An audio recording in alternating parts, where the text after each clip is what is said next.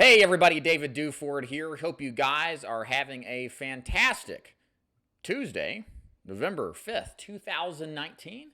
I'm so glad to be back with you on yet another No BS Q&A live stream insurance sales training spectacular. I am your host, El Jefe of davidduford.com, where I help insurance agents like you become top producing professionals. And the whole purpose of this video, this training, is really to give you the opportunity to ask any questions that you have about sales or marketing or carriers or anything related to selling any kind of insurance. Of course, I specialize predominantly in final expense. You've probably seen some content about annuities and Medicare Advantage and that kind of thing. I am just here to help with anything at all. If you're new to the business and you're looking for some guidance and some help as to which questions that you have, honey, I'm live streaming right now. You better get out of here. You want to say hi? Come here. Let me see. Okay, come here. This is my daughter, Emily.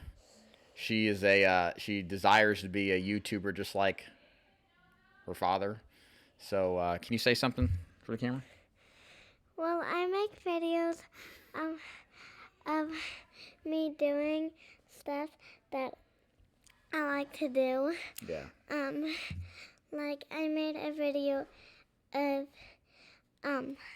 like me like playing and like building this like huge I built it by myself, but I built it like this huge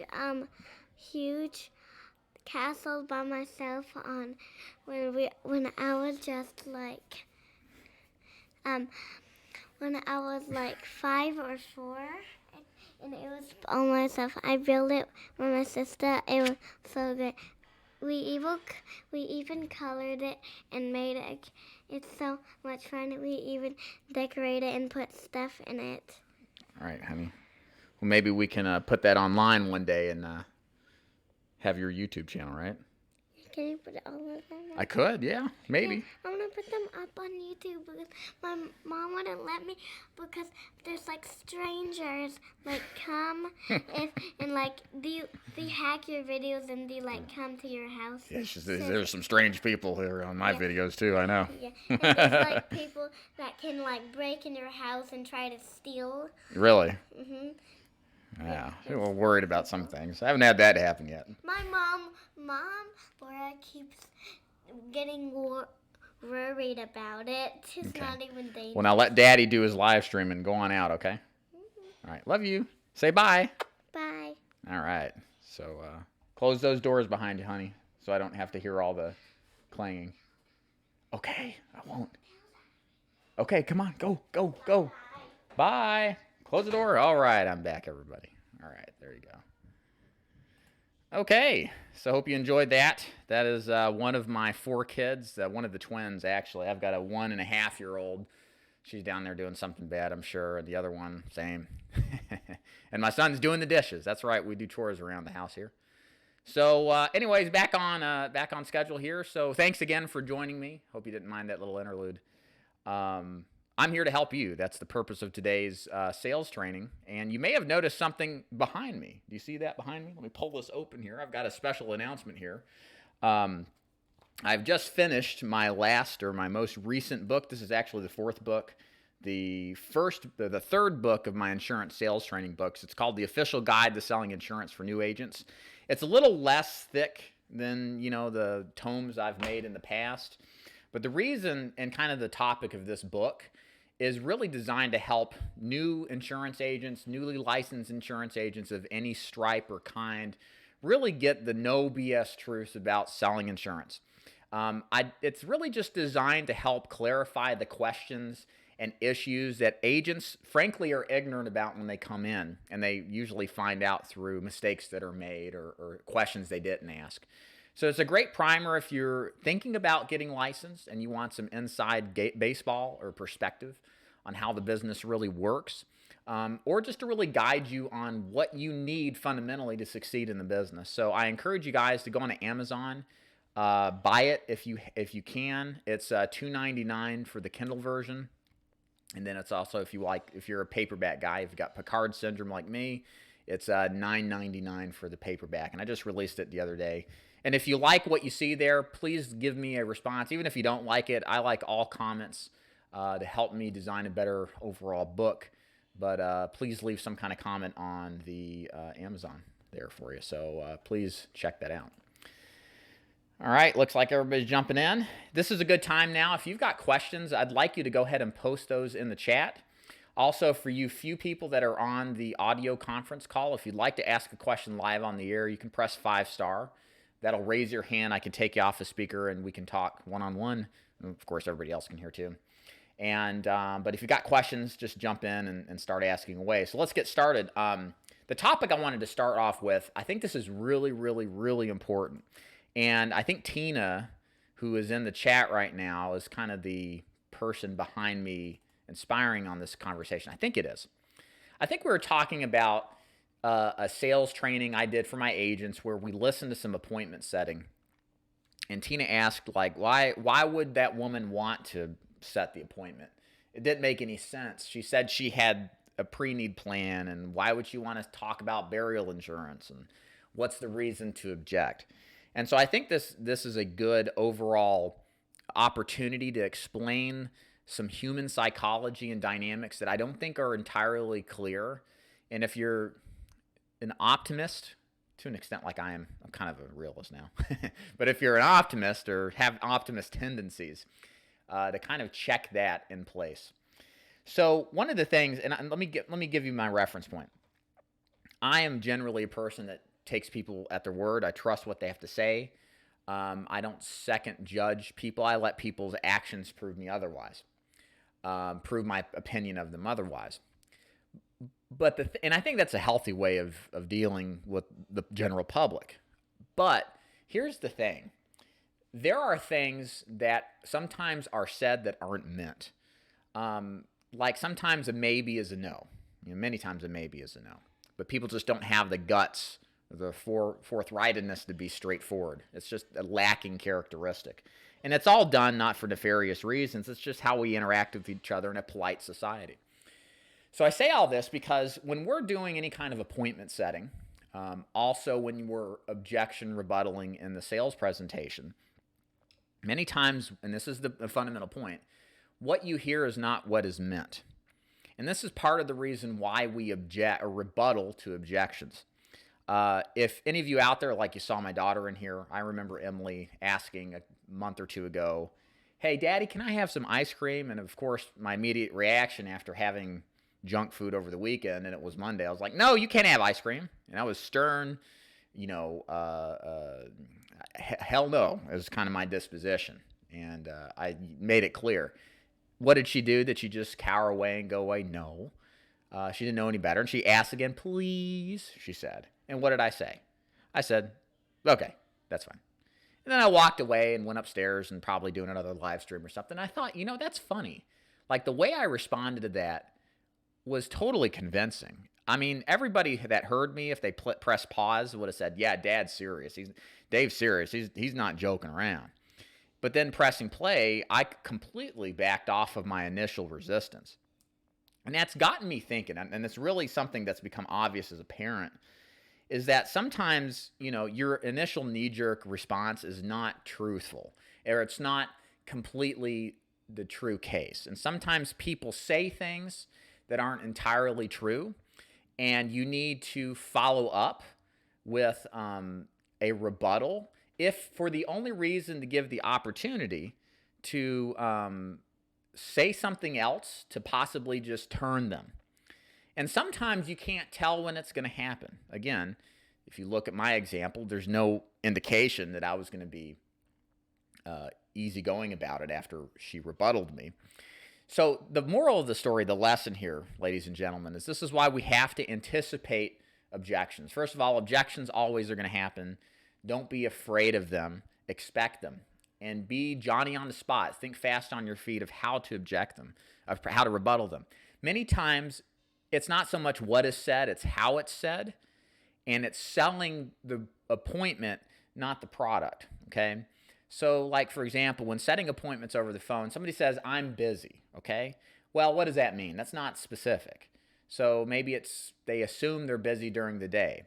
So sometimes you got to hear what they're saying differently than what they're saying. Like, I'm busy, I can't meet with you. Well, maybe they think, well, I'm busy with doctor's appointments all day. Hey, that's fine. I work late too. If 2 or 4 is bad, why don't we do 6, or would 8 be better? So even though they were sternly against it, because you listened differently to what they were saying and thought about it in another way, you may have a better opportunity of booking the appointment because the person didn't think too clearly about that. Now, that's a logical circumstance to where maybe they are operating under incomplete information.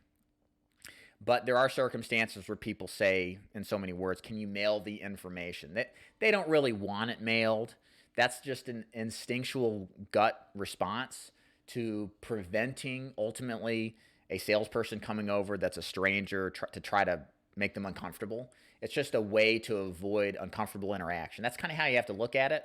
So the response is not so much about, no, we can't mail it. It's, I understand what you're saying. Here's the thing. With our policies, there's a lot of different options, and I'm sure you get a bunch of junk mail anyway. Here's the bottom line. All I need is 5 minutes to show you how this works. It is a no-pressure meeting. What you do with the information is entirely up to you. So would 2 or 6 be better for you tomorrow? So with that kind of approach, you see, I've assumed if you listen to my demeanor, if you listen to my pacing there, that the objection was over, sales resistance, basically. And I sold the appointment as being simple, easy, quick, and casual, as what my annuity trainer, Stephen Burgess, uses. It works very well. We just want people to talk to, and we want them to feel not threatened by our presence, okay? So the thing is, it's not obvious when you get started objecting rebuttals, especially over the phone, that what people say isn't necessarily the truth. That's a half-truth sometimes. And even if it sounds convincing, you can't let that deter you. You still have to try to rebuttal. And many times it takes a couple of times before you can turn a person, okay? So stick with it. At least try to rebuttal twice before giving in. But don't not rebuttal, because a lot of the times those initial objections are not objections in their truest form. They're just a gut response. As far as sales and the presentation, when you rebuttal objections after you make the offer, like I teach, the key thing is to always go back to what you pre-qualified them on, what the reason why for meeting with you was, what they want to accomplish, and developing the kind of urgency that today is the day you should buy insurance. This is something I talk about a lot now with my new agents. It's your presentation has to have this aura of your life is futile, it's mortal, and tomorrow, much less the next second, is not promised. So you have to get coverage today because there is no real way, logical way to continue to delay this as long as you have, and any longer than you have. And connect that with the feelings people have with obligation towards their family to ensure that they have peace of mind. And again, hey, how people who have passed away suddenly, I'm sure, or who all of a sudden got diagnosed with some sickness they did not see coming. These are things all older people understand and experienced. And you have to tap into that, especially when you hear those objections, because many times it's just buyer's remorse or just a delaying in the decision-making process, because many of these final expense prospects, at least, are world-class procrastinators, as John Duggar says. And we have to challenge them on that, not let them get away with that. We have to be kind of like the parent to the child and guide them through making the right decision and remind them of the truth. None of which is high pressure, none of which is aggressive, but is like speaking heart to heart with somebody you really care about. It's the best way to handle those objections, in the home at least. A little different over the phone. Okay, let's answer some questions here. I'm done rabbling on, so looks like we got them lined up. Hey, everybody. All right. Everybody likes my daughter. Thank you for that. John, hey, John, what's up? David, I have a question. What's the best approach to door knocking? The line you would use when they open the door. I'm having lots of issue getting them on the phone, so I started door knocking. Good question. Okay. So I'm assuming this is a direct mail lead. If you'd like to talk about cold calling, just ask me and I'll clarify there. Here's my pitch at the door. So I'm going to be like, Mrs. Jones, right? Hey, Dave Duford, hope you're doing fine. Listen, I am here because you had filled out this card requesting information on our state-regulated programs to pay for your final expenses. Most people send this card in because they don't want to leave funeral or cremation expenses to their loved one and are looking for ways to get peace of mind about it. And so I was just in between appointments. That's why I stopped in today. Wanted to see if you had 5 minutes to go over this and show you how it works. Can I come in? That's kind of the approach that I use. My energy level is high. When I'm walking up to the door, the switch turns on. I'm like an actor on stage. I'm in performance mode. My eyes are big. My tone picks up. I'm energetic. I try to be happy-go-lucky. I try to be somebody who is easily, agreeable. Okay, so that's just as important as what you said. If you've got a lead card, show it. Show the signature. You point to the signature where they signed it, so that they're not going to agree that they actually did that. If you're working a Facebook lead, keep a spreadsheet of Facebook leads, whatever their favorite hobby was, or their favorite color, or just use their email. Hey, you listed your email as blah, blah, blah, blah, blah at gmail.com. Look, that's usually private. That's not publicly shared with just random people. So it kind of serves the same purpose of being like, oh, this is something I must have done, and this guy showed up at my house. It's going to add an air of legitimacy to it. All right. Thank you, people. Okay. Hey, Bob, what's up? Dave, how soon is too soon to direct mail an area you've already mailed out with 100% available prospects? Yeah, so good question. I think 60 days is minimum. The problem I have is what I experienced after mailing an area multiple times in a year is that 5 or 10% of your direct mail leads will start being repeats, and it's just really annoying when you've got 2, 3, 4 leads that are like, you've seen these people already, and you told them never to send another card in, and they still do. It's like, come on, man. So I try to keep targeting an area between 3 to 6 months is ideal. That way, I think it's more for my sake as just to stay, mentally sound, because that stuff really bothered me. At one point it did, at least. And but yeah, 90 days would be my preference, but 60 days is fine too. Now, I will say this. There are some that don't care, and they would argue that, hey, you can hit the same area time and time again, once a month even, by just rotating up the type of lead that you use. So, and the thing is man, there's tons of people coming in, moving out, dying, aging in, that you're going to have fresh people all the time, and certain people respond to different kinds of leads too. I never tried that strategy. I just didn't want the repeat potential, but I think that's something that's possibly viable, but I'd rather rotate around a little bit better. Hey, Ashley, what's going on? Are you okay, you got a 5-star on my conference call. If you want to call in and talk, there's if you look in the description box of this video, you'll see the number to call into, and you can just jump in there, and then once you get into the conference line, press 5-star. It goes for the rest of you too. On the conference call line, any questions, 5-star, raise your hand, I'll get you live. Okay, so DeCarlos, hey man, what's up? I always hear not right now, then get hung up on. Go see those people, all right? I promise you they're not going to remember you, well, 90% of the time. If they just hang up on you instantly, you just caught them at a bad time, they weren't really thinking, listening, caring much, and they get calls like that all the time. Give it a couple of days if you don't feel comfortable going over right away. But the likelihood is very low that, A, they'll remember any of that conversation. It sticks out more in our minds because we're the ones initiating it. We're the ones with the nerves. We're the ones thinking about it. They just pick it up like any other telemarketing and hang up and then go back to watching Jerry Springer or something, okay? They don't really give much thought to this stuff. And then B, people are way different in person than they are over the phone. People are assholes over the phone, all right? They don't have to look at you. They don't have to be decent people, all right? So they can act tough, they can act rude, they can do all this stuff and have no consequences, right? But when you show up and you introduce yourself, you make eye contact with them, you shake their hand if possible and show them what they did. It's a totally different interaction. And if it's not, and they're jerks, screw them. At least and you gave it a shot. That's the key thing. All right, Ashley, hey, what's up? I sell over the phone, and people always want me to email them information. Once I follow up, I get ghosted, or they tell me to call back. What's the best follow-up script to not lose a sale? So what are you selling, Ashley? I'd be interested to hear that. I would argue that first call is your last call, okay? So like for us that sell face-to-face, the way I instruct selling is a one-call presentation.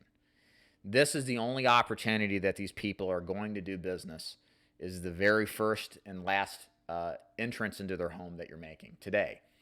And so you have to think about your presentation as building the urgency and value of taking action right now on insurance. What I would suspect you're doing, this is assuming if you sell final expense, you may not, correct me if I'm wrong, you're not building enough urgency. You're not creating and getting a deeper connection with your prospect. I'll tell you the perfect thing to do. If you go to, let me see if I can find it here.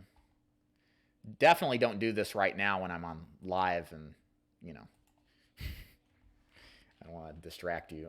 If you do final expense, telesales, actually do this. David Duford, Danny. Put that search in to YouTube. And the first video is going to be final expense telesales, straight line selling, six-figure producer with Danny Ray.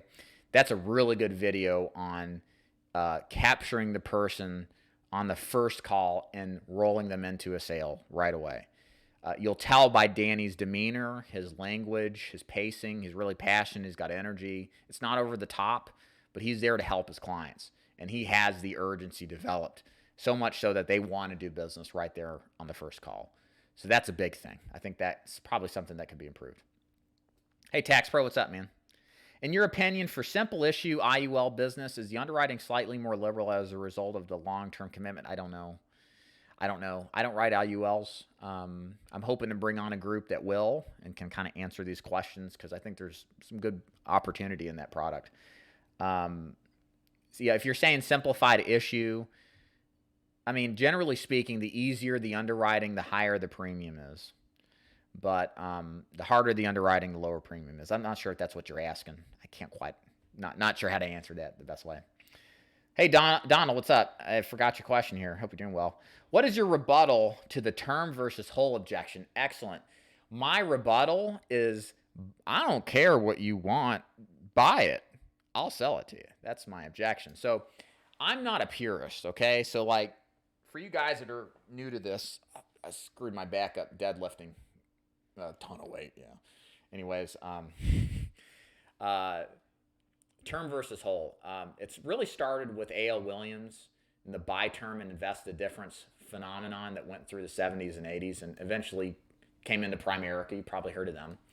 They're zealots for term. It was a crusade for A.L. Williams to sell the general public on why they should purchase term instead of whole life, because at the time most people had whole life. And then term, he went in there and replaced it all with term in huge volumes that have never been even matched, I think. But the thing is that my approach, even though that I lead with a final expense whole life plan for final expense, if somebody's younger and somebody's health qualified and they've got needs that extend beyond a burial, you better believe I'm going to sell them term, okay? So sell them what they want, make them a client, and then, work them into whole life over the course of time. Now, the other alternative you can do, like what if you run a final expense case and they want term? And you're like 65 and you smoke and you've got COPD. Hey, well, you tell them they ain't going to get it, first of all, because of their health. And second of all, you got to explain to them conceptually. You got to close your prospects conceptually just as much as closing them on a price. Like, you need to make them believe that whatever it is that you're selling is best. So you have to think about, how can I present that? So that means you've got to talk about the worst that term offers and talk about the best that yours does. And the worst term offers is insecurity. If you outlive your term coverage for many of the policies out there that market to our clients, they don't have anything after 80. Or they have incredible price increases up to that point that many will not be able to afford. And what's a big policy that term offers? How much is it really worth when you can't afford to keep it, right? It's worth nothing because you lapsed it and you've also lost a ton of money. At least with whole life insurance, you can say, hey, look, yeah, you don't have as much coverage, but you've got coverage. It's worth a lot more than nothing, right? So you have to get them kind of solidified on that. That's the challenge of this business. Some people get it, some people don't. There's some people that are just cheap people, and term is looked at as a cheap way to get insurance, and it's hard to argue with those people. You should certainly try, but if they're just not going to bite and they can't qualify, Maybe you can pivot to a term. If you can, if they're young enough, try to, sure. But if they just don't get it and they just won't do it, even though you're sitting there blue in the face being logical with them, they're just stuck. Move on, find a real prospect. Okay. Hey, Ashley, and keep asking questions, everybody. Okay, good. We are. Very good. All right. Ashley Kaminsky. I also hear different opinions on whether to leave voicemails, call so many times a day or week. What is your standpoint on how many times to call? Great question. Okay. From sunrise to sunset. Okay. Prime time is 9 a.m. to 11 a.m. or 9 a.m. to 12 p.m. Mid-afternoon, call, but it can be hit or miss. And then from about 5 o'clock till 8 or 8:30 at night is the other prime time. In the morning and in the afternoon or in the early evenings. I like this a lot because this is when people are mostly around, more receptive to getting phone calls.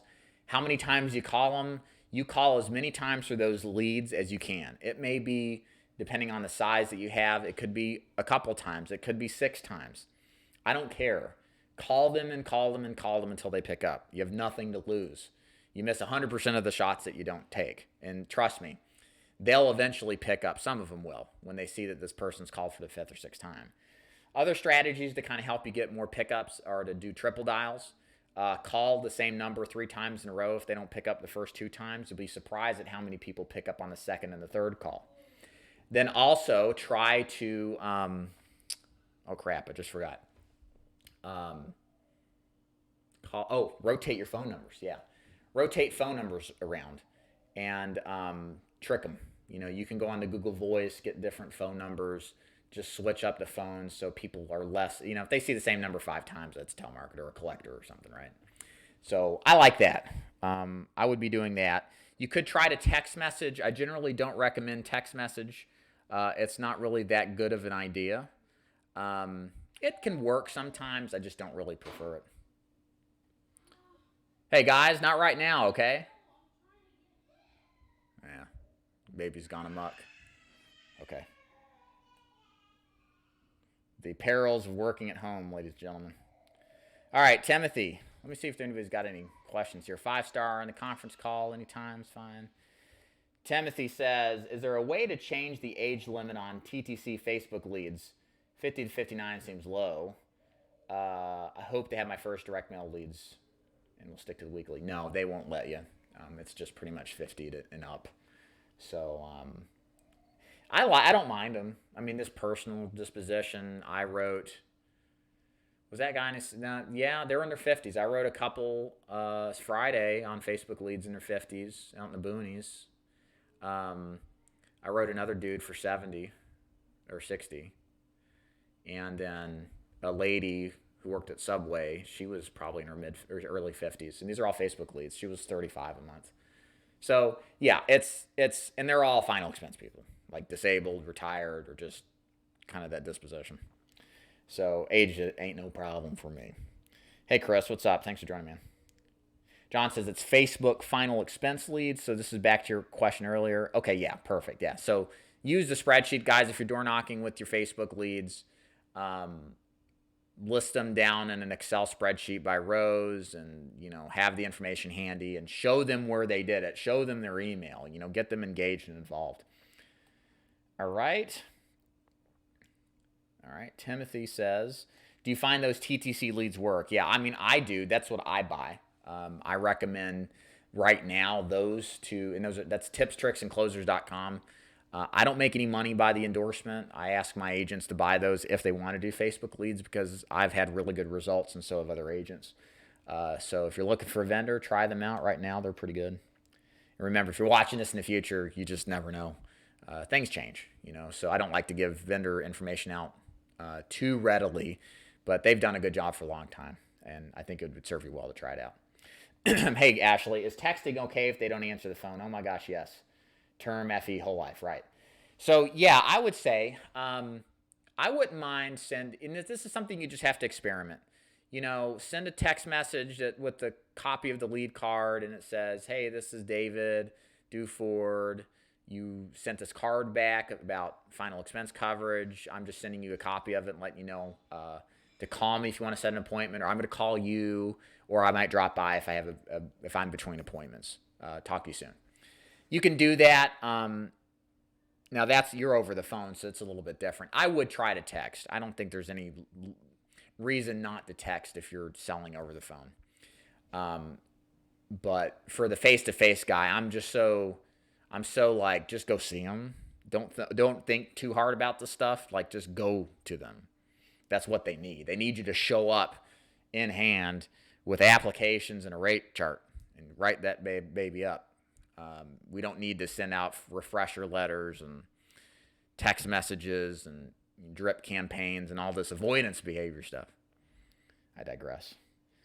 Hey, Gareth, what's up? If you do only a one-call close, what happens when you have one leg?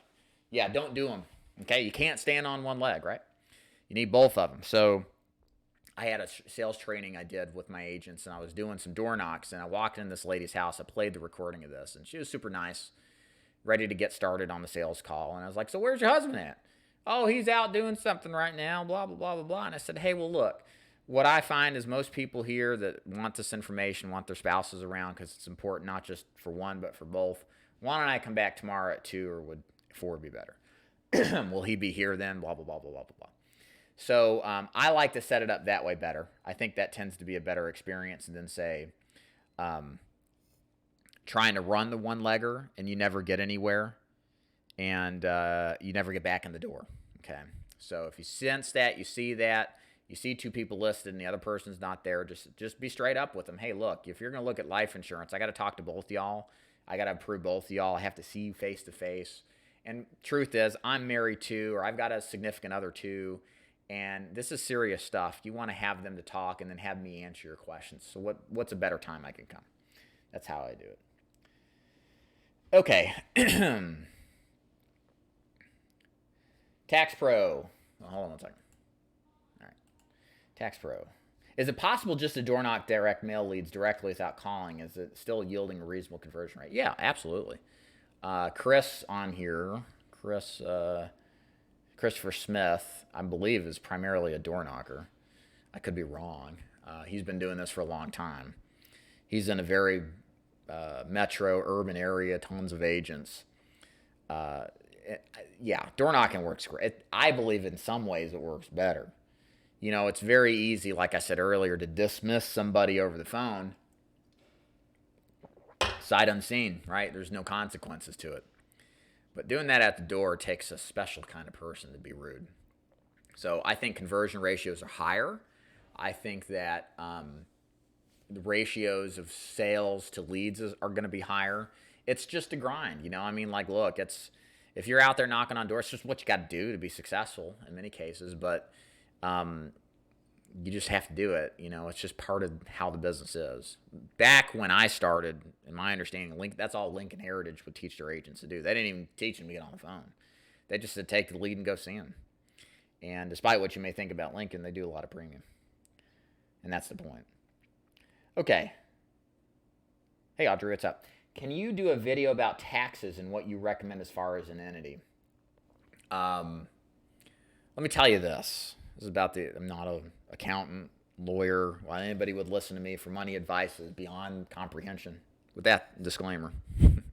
I wish I incorporated a lot sooner for the tax saving purposes.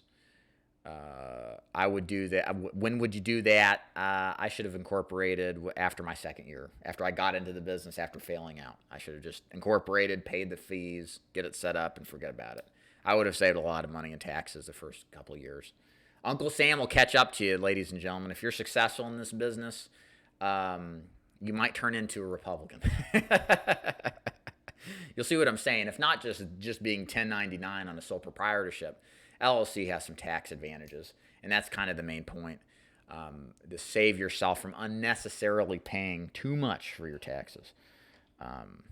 Pay only that what you must, not a penny more. Right, Tax Pro? Okay. Timothy says, hi, Tax Pro. Not yet. I'm on my second batch. I'll give it another week or more. Ashley says, I'm really interested in your seminar marketing. Can I set up a time to talk to you about that? Yeah, sure. Let me do this. I'm in a generous mood today, so I'm going to put this out here. If you guys wanted to set up a time, put my consultation Calendly link here. You can set up a time. If you're watching this, you're interested in the seminar marketing program, actually set up a time there. I'll be happy to tell you more about it. Or if you're out there and you're interested in possibly looking at joining my agency, or you got some questions you want to run past me, maybe interested, maybe not, that's fine too. You can just set a time up in that Calendly link. I find that in this business as a recruiter, the more people you help, even if you don't stand to gain anything immediately, the better off you're going to be. It's like building your treasures in heaven, as I like to say. So feel free to follow that link. Ashley says, same as Mojo Dialer. Yep. Okay. Gary says, you were a little negative on Facebook leads before. Have you changed your mind? It depends on the vendor. Yeah, I mean, I definitely am. Like in the beginning, using an unnamed lead source for Facebook leads, I worked them and I would make a sale or two. But the vast majority of the leads were so negative against insurance. Like, if you've worked direct mail cards, like, there's a lot of people that are like, what is this about? Is this free? Oh, okay, come on in. Yeah, I guess I need coverage. Where do I sign? You know, like, there's kind of like this mix of laydowns, few people who are absolutely against talking to you, and then a lot of a middle ground with the direct mail leads where you can convert some of them and others you can't. With the Facebook leads, it was either they're really interested and they got it and they understood right away, or they flat out completely, vehemently denied that they ever did anything requesting insurance information. It was weird. It was weird working those leads, and I didn't like referring agents to those leads. So I would say, hey, look, you're just gonna have to buy direct mail. That's in the ideal world, that's what everybody would do. But I didn't start endorsing. Facebook leads until March of this year. I had a guy come up to Chattanooga, ride along with me. We purchased the Facebook leads. I don't know why we did. And I went and ran them with him, and I was like, these are pretty good. Wrote a couple of deals that day, and I was like, this isn't that bad. And I've worked on them off and on this year personally. I've had other people come into town. They're good leads. I was really impressed with them. So they don't take the place of direct mail. I'm still adamant on direct mail as king. However, so hopefully that gives you perspective. Do you find, Tax Pro says, do you find that seniors as a group are amenable? Yeah, absolutely. I think so. I mean, it's just people are people, you know. A lot of our marketplace, like I saw some study that there are seniors that go a whole week without talking to anybody. Like, that's crazy. That's crazy. They're that alone. No family, nobody around them. And as much as we joke about the salesman who turns into a professional visitor and blah, blah, blah, blah, blah, most seniors are very appreciative, especially in our market where they tend to get the short end of the deal a lot of the times. If you take the mindset of wanting to help people, they'll really notice it and appreciate it. But yeah, I think I've had a few close calls a couple of times. Some weird situations. Everybody does, though. Like, you're going to have that with anything. But most people that we see are respectful. They're nice. They're not rude. Friendly people. Well, that's in the South. I don't know about y'all up north or down to Southeast Florida. But they're nice here, at least in Georgia, Alabama, Tennessee. Okay. Oh, to EAPs. Well, that changed the whole subject matter, didn't it? So you're saying, are they amenable to EAPs? Yeah, they're fine. EAPs are fine. They're no big deal. Hey, A1, what's up? Nice to have you. Exactly, avoidance behavior. Thanks for calling that out and reminding me to stay away from that type of behavior. Yes, absolutely. So let me expand. Let me preach on this because this is important, all right? Avoidance behavior. What's avoidance behavior? It's anything that you do that's not progressively getting you in front of a prospect, okay? So, okay, let me be more specific. You could argue that sending a text message, and I'm not calling out Ashley, you earlier, or anybody else for that matter. If you're not doing direct, the most impactful prospecting methods right now with the time that you have when it's time to sell, that's avoidance behavior, okay? So if you don't want to door knock, but you're organizing your lead cabinets or you're filling out an application during the day when it's literally the sun is up and you should be closing and selling, That's avoidance behavior. We want to avoid that activity. That is cancer. It's poison. It will end your career. When I'm out in the field, just to give you a sense of my mindset, I am in a race against the clock. I am watching my clock. I am hightailing it to my first appointment early if I can. And my goal is to get through as many appointments as quickly yet efficiently as possible so I can fit as much time that I have in the field spending my time with prospects, because that's what pays the bills. That's what pays me the most money. Everything else, application faxing, I put that off to the weekends. Calling back clients, I put that off or have somebody else do it for me. I want to be in front of prospects. And if you aren't inundated, if you're not happy with your income, if you're not happy with where you are in your insurance business, you need to be prospecting and sales oriented. Everything you should do from sunrise to sunset is about furthering the football down the field to a touchdown, making more money. So I think that's important to bring up there. A1 said, David, do you wear a badge when you're out? I used to. I'm not against the concept. I think it's kind of a good ploy because it makes you look official. I got a badge, right? You can custom design your own one, get your license picture, a mug shot of yourself, your name, maybe a company you're with or something, and put it on a lanyard. Is it lanyard? I used to say lanard. Put it on the loop thing that goes around your neck. You know, the necklace thing, the lanyard. There you go. I think that's right. One of you grammar Nazis can correct me if you don't mind. But yes, I don't do it anymore. I don't know. I'm comfortable door knocking now. Like so much of your interaction with the client is just your presence. It's your connection with them. And once you've done it a billion times, you don't need any more crutches or props.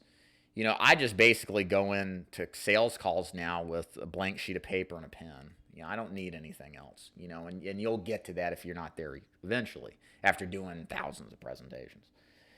James says, what do you say to a veteran who says it's covered? Good question. So are veterans actually covered? Yes and no. So veterans, the VA gives, and fill in the gaps here for me, they give the plot, the opening and closing, the container around the casket, the vault, of course, the marker and a flag in the ceremony. If you're buried in a military cemetery, if you're not, then they cut a check. I think it's for $365, and you get the flag in the ceremony. So it just depends on what the veteran wants to do. Best thing you can do is go to Google and put in veteran death benefits at VA and print off the page exactly as it appears on your desktop so people know it's a real website, and just show them, hey, look, you think you're paid? Read this. And what that's going to do is say, oh, okay, well, that changes the dynamics, right? You know, I'm not going to have everything paid for. Maybe I do need to get coverage. And if you're on top of that, that can help to turn some of these people. Many times when I've been in a call with a veteran and I say, yeah, I'm covered, I'm VA. I'm like, yeah, you are if you're buried in the National Cemetery. But still, even if you end up there, the case anyway is that it's only a partial coverage. It's not first day full coverage. So you're still in the position where you're not fully paid. It's not fully paid for. So you're still going to have a need for burial insurance, even if it's less. Okay. Tax Pro says, does mentioning the free look period is an invitation chargeback? Good question. I believe the ultimate outcome of every sales call is to make a sale, okay? There are preferable ways to close an appointment, but an unpreferable way to close is better than, well, I don't say it's true under certain circumstances. Let me rephrase that. I think that if you've exhausted all your other options and then use the 30-day free look, that's fine, okay? Is it my first choice to close? No. You want to close based off of emotion. You want to close based off of a belief conceptually that buying this product is right and it's just and it's good. You don't want to close them off of like, hey, you got 30 days to think about it as a lead in, because it's a weak close. They're not necessarily committed on buying when you say you've got 30 days to think it over. See what I'm saying? But it's better than nothing. I just would prefer to save that to the end and focus on objection rebuttaling or closing based off of let's remove this burden. Let's give your family peace of mind and you too, so that this is all taken care of. That's a better close. Okay. Hey, Shayon, how you doing? I emailed you back today, by the way. Have you heard of Combined Insurance Company?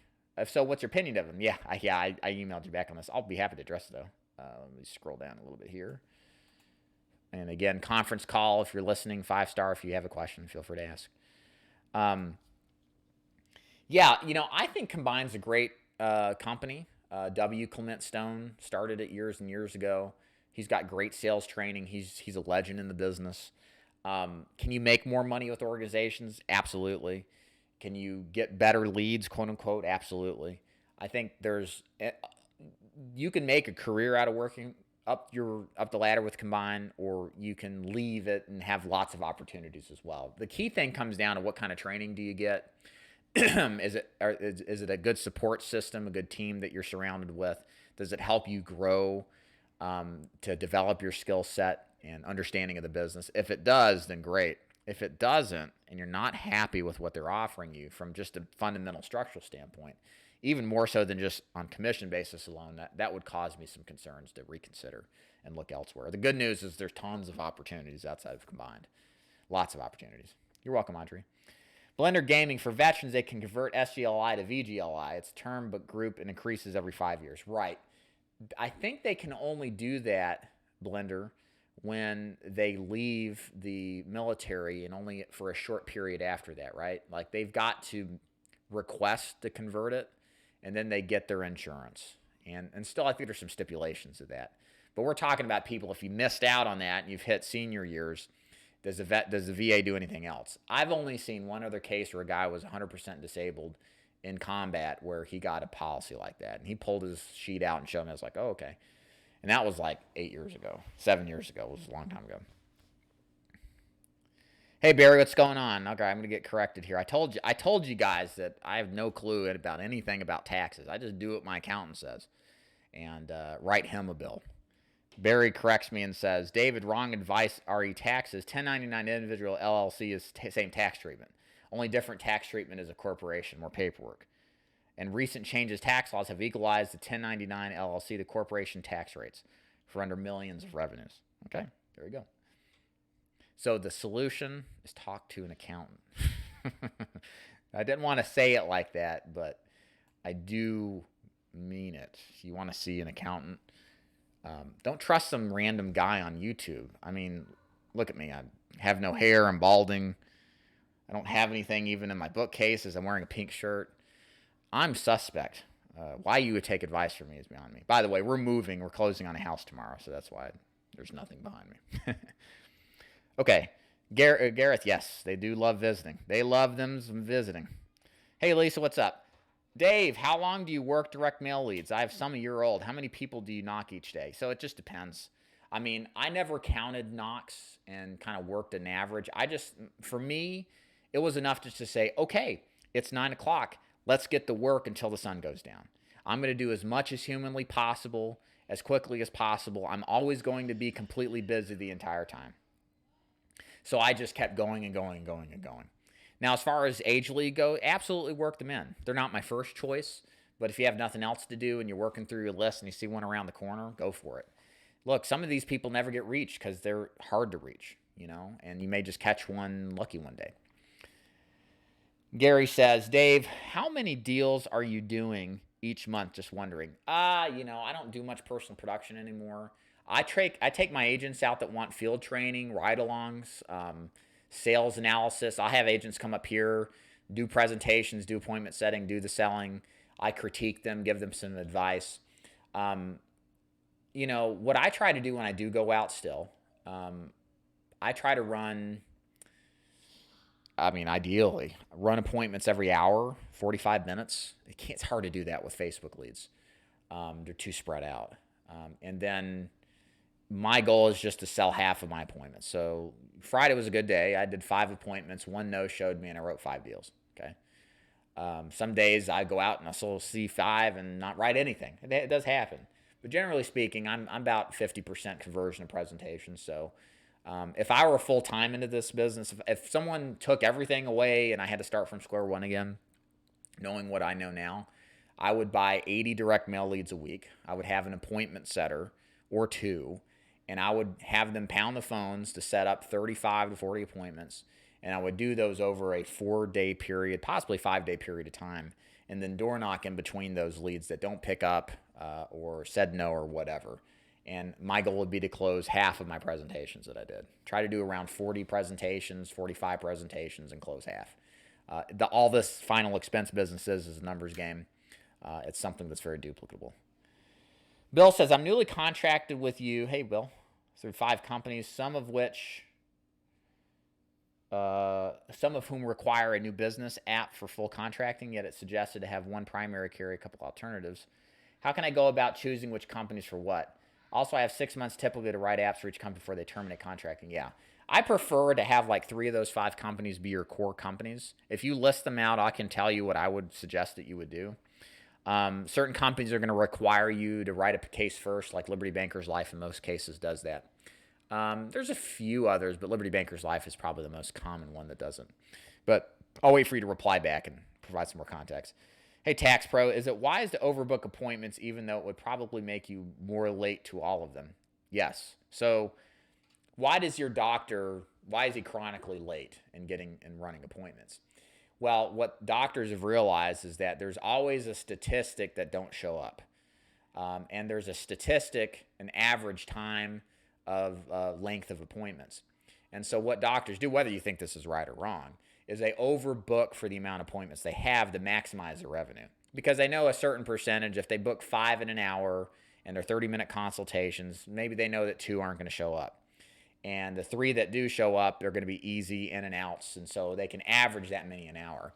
As opposed if they just booked 1 person or 2 people for two half-hour sessions for the hour and 1 person didn't show up, they're only making 1 sale versus 3, or even worse, 0. They make nothing for the hour where they could have made 3.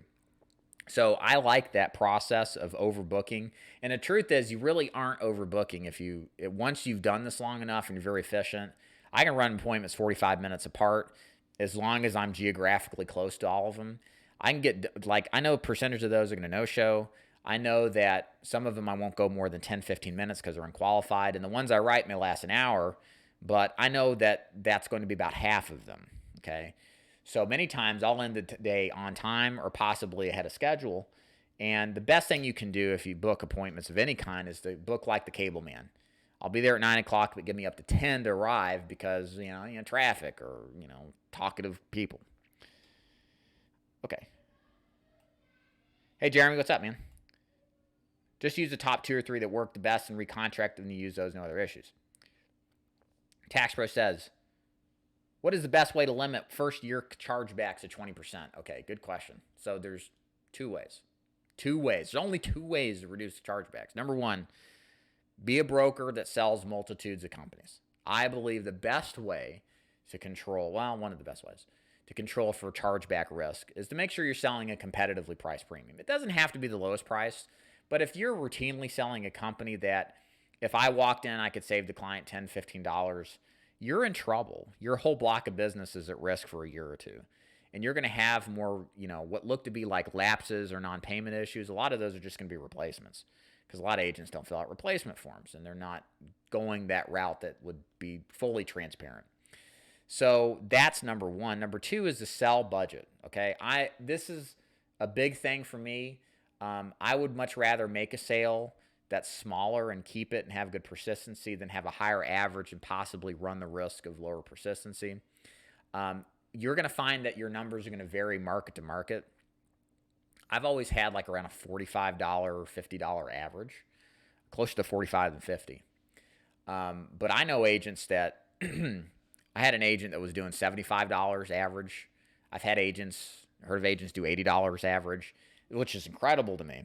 But it just depends on the market and what you're selling, how you sell it. But for me, I'm very much a budget-oriented salesperson. So the average is around 50. But again, I want these people to keep their coverage. I don't believe a lot of these people in the final expense world, whatever you think about this is fine. Offensive, great. If not, okay. They're not very responsible. They've gotten to their 60s and 70s and they don't have insurance. They're not in the best financial shape. They don't have any money. They're not very financially responsible. Okay, so, I want to be kind of the parent here and be like, okay, here's what you need to do. Just get this one and make sure it fits your budget. I don't want to see you again. I don't want you taking out of the policy because what if you don't qualify for it? Yeah. So I'm appealing to their better half, I guess. That's what I'm trying to do. Thank you, Donald. Appreciate it. Hey, Sam, what's up, man? Yeah, thank you for this, Mr. Military Man. SGLI to VGLI, I think is only $235 after separation. Yeah, as far as coverage goes. A veteran with a service-connected disability can get whole life within 1 year disability rating, correct? So there's a limitation, right? A guy just can't go jump in and get it. It's got to happen within a period of time. Shan, hey, thanks for your quick reply via email. You got it. Also, thank you very much for answering my question live. You got it. You're welcome. Jeremy says, Dave, if you're doing 15 direct mail leads bi-weekly, what would be your supplement lead and how many each week? Facebook leads, 25 each week or every other week, something like that. It just depends on how full-time or not you are. Tina says, please let me know more about the first time buying leads and what to expect. What to expect? Let me just share a story. So I remember the first door I knocked on. I knocked on the door, and the 60-some-odd-old lady peeked in, let me in. I was like, oh, my God, I got into a door. First one. I didn't know what I was doing. I reviewed her policy. She had a UL policy, and it was probably underfunded and was going to lapse, going to implode like a lot of these do. But I was like completely confused. I was like, okay, whatever. Going to the next one. I don't remember any of the. I remember one appointment where I thought I was going to sell the guy, but I didn't. I don't know why he didn't buy. I don't think he needed it. And then I remember the first sale I did make. It was in a hot, humid night in a single wide in Georgia. There were wasps flying around in the single wide. The guy had a huge tank with fish in it. And, of course, there's no air conditioning. And the guy was just like, I lost my dad. He didn't have coverage. We had to mortgage the house. It was horrible. And I asked him for $100 a month premium. And he thought about it and he's like, yeah, I'm going to do it. Yeah. I was like, holy shit. Holy crap. I did it. And then we got him approved with American Amicable. And then 3 months later, he said, what did he say? I can't afford it. Or he did some like, I want to have less coverage or something. I think that's what it was. But anyways, it didn't stick. But I did sell that, I guess, kind of, right? So what do you expect? I mean, it's all new. The only way you really learn this business is by doing it, okay? I believe in study. Obviously, I believe in training. I think it's important to be prepared. But the real learning doesn't happen until you're in the laboratory, right? Pouring different chemicals and watching the explosions. It's the same thing in sales. You learn this business experientially. So it'll be nerve-wracking, but you'll start to see a lot of repetition after 50 or 100 presentations. The same kind of stuff, same medication, same kind of people. And there's a level of certainty that comes from confidence, that comes from competence. And that confidence is gained through swings at the plate. All right. Jeremy, love that response. If I do it over, I do 80 direct mail leads with an appointment setter. Yeah, that's my goal. Absolutely. Hey, Denise, what's up? Could using return of premium help with chargebacks as well? How do you mean by that? Reply back and I'll answer. Lisa, what's the going rate for appointment setter? How do you find them? Are you doing paper apps or e-apps? I do paper apps still. I'm like old-fashioned, but I want everybody doing e-apps or telephonic apps at this point. Just get rid of the amendment risk. You don't want to go back and see a person a second time because you forgot their middle initial or something. That happens. But to answer your question, if you want to send me an email or go to my website, davidduford.com/contact, and send me a message, I'll be happy to send you some suggestions for appointment setters. They usually run $15 to $20 per appointment set is kind of the going rate. Okay. Gareth, do you recommend delivery of policy or have it mailed by the carrier? I don't deliver it. I've always had the carrier do it. Here's why. I am a hunter, okay? I am all about going after the next opportunity. I want to close the deal, wrap it up, be done, and out the door, and on to the next one. My mind is always on that next appointment, always on that next deal, always getting it done, always going to the next one. To my chagrin, to an extent, it's a strength, but it can be a weakness as well. Whereas if you're more of a farmer mentality, somebody who's willing to nurture and harvest and slow down and appreciate clients a little more, then you need to deliver the policy. It's going to take away time from running a high volume kind of appointments process like I do, but let's be honest, most people aren't going to sustain that level of production. 15 to 20 appointments is good. The biggest advantage you'll get by policy delivery is you'll have opportunities to upgrade policies, add more coverage, get referrals, have a different relationship than the average agent has with a prospect. Again, everybody does what I do. The reason I did it is because I tried to think about delivering policies, but the policies would just stay there in my passenger seat. And I'd look at them and I'd be like, well, am I going to go deliver those today? Nah, I'm just go write some deals. I'll do it later. And then weeks go by. Not good. So I don't even do it. I just want to run more appointments. That's the only reason I exist, is to see people and sell them. What about closing ratios at first? That really depends, Tina. I mean, I think you should be profiting. You might not have a 5 out of 20. You may have a 3 out of 20, but that should yield a little profit. My goal for my agents is to have a minimum of 20% conversion ratio. And I'm convinced if you don't convert 20% of your leads into sales, it's probably a work ethic problem. The questions I'm going to ask, are you seeing 15 people a week? Are you seeing at least half of your leads? Okay. Many times agents just aren't. They're just not doing enough activity. Hey, RJ, what's up? Would you be interested in working with a retired licensed agent who wants to work part-time 3 days a week? Yeah, absolutely. Part-time is 100% fine with me. Just have a full-time mentality, right? Don't dabble in this. Do your 3 days a week and then do whatever you want. It's fine with me. I just want commitment, whether it's part-time or full-time. Commitment is key. So you can go to davidduford.com/contact, send me a message. We can set up a time to talk. Be great. Tax Pro says, what is the likelihood of a 2-call conversion? Yeah, if the client is insistent on having that second appointment. So there's no reason to do a second appointment. Nobody has ever insisted to me, let's just do this again. Let's meet again and do this. If they do, I'm going to call them out and say, look, I'm too busy. You see this stack of leads here? I've got a ton of people to see, and I just don't have enough time to do this. Here's the bottom line, Mr. Prospect. If you're telling me you're not completely committed, what is it going to take to get you to be on board with this? You told me that you need insurance. Your daughters are not protected. You don't want them to be burdened. Why don't we just take care of this today? Look, if that price doesn't work, why don't we start with the 30 instead of the 50? At least you got something. So that really is an objection in my mind, that they insist to do the second appointment. And you got to really draw the line in the sand. You got to say, hey, look, this is clear. I've discussed everything with you. You're not going to spend any money today. We're just going to do the paperwork. You're invested in this thing. It's the real deal. You need it. Let's just do it and get it done with. And if they insist, I'll be like, look, I'm not coming back. Sorry. This is it. Everybody who says they want a second appointment, they're just too nice to tell me the truth, which is they don't want it. Is that what you are, or do you want to do business? So you have to think like that and kind of respond that way. Okay. You're welcome, Lisa.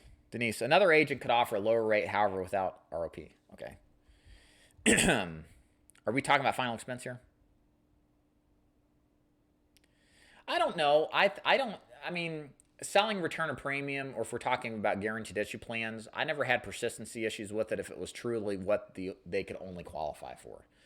I've written them consistently for years. I never had any issues with chargebacks. To me, chargeback issues are more along the lines of, hey, maybe you wrote an ROP plan, return of premium, and they ended up in a position where they could have qualified for first day full coverage, and the agent came in and did that. Okay, like that's going to be chargeback issues, city.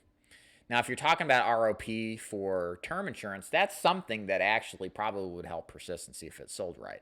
So return on premium means you reach the period of time in the term plan at the end or some other time, and once you cancel the policy or the policy cancels, you return the premium back. That incentivizes people certainly to keep their plans. I think that's for sure. All right. Okay. Who makes more money, hunter or farmer? That is a good question. I think that relates to Tina's, which is how is your way of weakness? It's not so much. It's like yin and yang, right? Like there's a balance to everything, and that's what you seek. A little bit of hunting, a little bit of farming, right? Because like the worst thing farmers do is like they don't actively add new blood to their book of business. They just go back to the same people, and it works for a while. But you'll hear agents that were taught to work referrals, and they start running out of referrals. Why? Because their network is basically crisscrossed, and they've exhausted it. And so they've got to go back in the field, and they got to find new blood. And so they got to get back to their hunting roots. Whereas, obviously the inverse of that's true too. If all you care about is selling one policy, what else are you missing? Arguably, if let's say you sell Medicare or supplements, and all you care about is a supplement, what about the annuity deals? What about the final expense deals? What about the opportunities to get back in front of these prospects, to make them more than a transaction, to make them a client, to get referrals from them, to develop leads and relationships that lead to more profitable enterprises? So I think that's something that the hunter like me, who I'm an extreme version of it, will miss out on. But that's what always attracted me to final expense, because it's a couple of points above being a transaction. There's certainly some salesmanship involved, but it's a one and done deal, and it's activity driven. So I try to focus on that when I'm out there. All right. Thanks for the nice words. Hey, Bob, what's up? Dave's the man. Thank you, Kenneth. Tax Pro, last call for questions. My voice is running out, and I'm about the hour mark. Oh, yeah. Okay. Tax Pro says, with a full-time schedule of appointments, is it financially realistic to be in the black? Yeah, absolutely. I think if you're not in the black after 2 months, you shouldn't be doing this business. I tell that to every person I recruit. I'm like, look, this isn't a restaurant. You're not putting down a big capital sum that you won't see for a year or two. You should be cash flowing right away. Sure, there's going to be some problems, but there's going to be people in there who like clearly understand they need coverage, okay? This isn't something that is rocket science. It comes down to seeing people, running the appointments, getting in front of them, and repeating that process over and over every day, every week, every month, every year. And if you're not in the black, if you're not at least breaking even after month one, and that to me is even too low, you should be profiting. You should see money from this endeavor. If you're not, it's not for you. And if you've done everything possible and it's still not working, hey, you've done everything possible. It's okay to hang it up and not do it anymore. Okay, ladies and gentlemen, I'm going to conclude with that. I want to share with you one last time, if you happen to pop into this, I've released my new book. It's called, what is this thing called? So new, I don't even know. See, look, it even has this thing here. See what it says right there? Not for resale. I had to order it from Amazon. They put that stupid thing on there. Look at that. The official guide to selling insurance for new agents. Discover how to start and sustain a successful career selling insurance while avoiding the most common pitfalls plaguing new agents. If you are a new agent or know somebody who's going to be, and they need to know the truth behind this business, and you want to know how to avoid the issues when it comes to all sorts of crazy things you don't even are aware of, this little book is going to be super helpful. You can get it on Kindle or Amazon on Kindle for $2.99. You can also buy the paperback for $9.99. I've specifically made this a lower priced book because I want it to be mass consumed. I think information is power, knowledge is power. And this book will hopefully delve into some of the aspects of this business that many don't find out till it's too late. And I think for the low sum that it is, it's well worth the investment. So check it out. If you like it, whether you love it or hate it, leave me a comment on Amazon. I'd like to hear your feedback. I take everything constructively, even if it's negative. So I think that should be it for the day. Let me make sure. Most important comment here. Tax Pro says short hair looks good. Damn right. Appreciate all the nuggets and congrats on the new house. I got my shortcut because I'm balding, all right? I admit it, all right? Balding on the top. My hair looks like bozo now. I just turned 35 Saturday.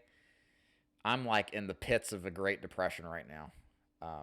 It's bad. I'm getting old. I'm like at the halfway point in life. It's making me really, really reconsider things.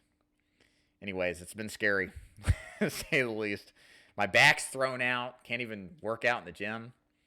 At least I can sit here and talk to you guys. All right, everybody. Thanks for joining, and we'll see you sometime shortly before Christmas. If I don't hear from you by then, have a Merry Thanksgiving. And y'all have a good one. Bye.